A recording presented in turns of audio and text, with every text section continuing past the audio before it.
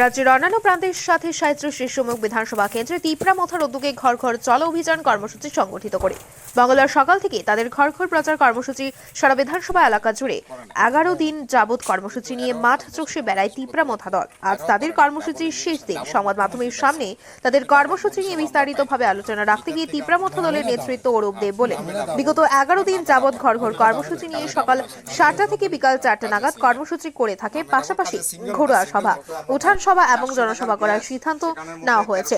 Ratanpur ADC ভিলেজের Saratchandra পাড়ায় কর্মসূচি চলাকালীন সময়ে এই কথাগুলো বলেন। পাশাপাশি কর্মসূচিতে বিপুল সংখ্যক জনগণের সাড়া পাচ্ছেন বলে জানান তিনি। প্রত্যয়ের সাথে এও জানেন, আগামী বিধানসভা নির্বাচনে ৩৭তম বিধানসভা কেন্দ্র থেকে ত্রিপুরা মথা দল জয়লাভ করবে। ঘর ঘর চলো অভিযানে ত্রিপুরা মথা নেতৃত্ব অরূপ দেব ছাড়াও উপস্থিত ছিলেন ব্লক সভাপতি চন্দ্রশেখর ত্রিপুরা, দক্ষিণ জেলা কমিটির সভাপতি সুবিন ত্রিপুরা, আকাশ ত্রিপুরা সহ অন্যান্য নেতৃত্ব এবং কর্মী সমর্থকরা।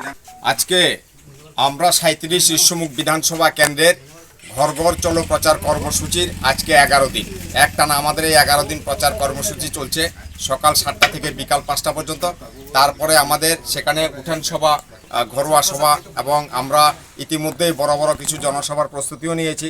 আপনারা ১-২ দিনের মধ্যেই জানতে পারবেন, আমরা এটা অফিসিয়ালি ঘোষণা করব। আমরা আজকে এখন আছি আপনার রতনপুর এডিসি ভিলেজের আন্ডারে শরৎচন্দ্র পাড়াতে। আমরা সত্যি কথা বলতে কি আমরা অত্যন্ত আনন্দিত যে এত পরিমাণ মানুষ আমাদের সঙ্গে এখানে ঘর থেকে যে পাড়া যাচ্ছি সেই পাড়ায় বেরিয়ে আসছে। আমরা বিশ্বাস করি মানুষের উৎসাহ এবং উদ্দীপনা দেখে যে আগামী বিধানসভাতে ঋষ্যমুখ কেন্দ্রে ত্রিপুরা মথা দলের প্রার্থী জিততে চলেছে, তাতে আমাদের কোনোরূপ সন্দেহ নেই। এবং আমরা মানুষকে এটাও প্রতিশ্রুতি দিয়েছি যে আমাদের নেতৃত্বে সরকার গঠিত হলে পরে এই ঋষ্যমুখ অংশের মানুষের যে অভাব অভিযোগ এবং যে পাহাড় প্রমাণ সমস্যা, রাস্তা নেই, বিদ্যুৎ নেই, জল নেই, সব দিকে একটা টয়লেট পর্যন্ত নেই, এটা একটা সভ্য সমাজের লজ্জা। না করেছে ডাবল ইঞ্জিনের সরকার, না করেছে ২৫ বছরের বাম সরকার। তো আমরা এই মানুষগুলিকে আমরা প্রতিশ্রুতি দিয়েছি এবং কথা দিয়েছি এবং আমরা এদের কাছে আমরা প্রতিশ্রুতিবদ্ধ।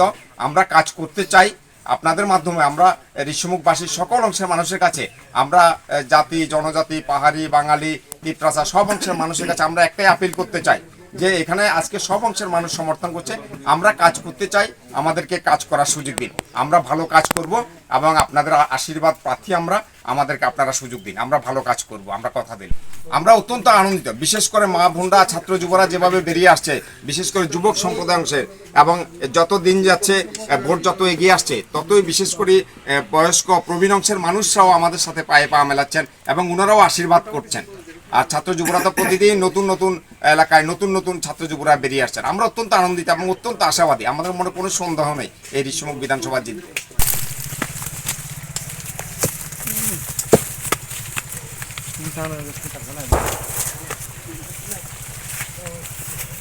হ্যাঁ, কিন্তু করে নাই, ভাবি না এমন কথা না।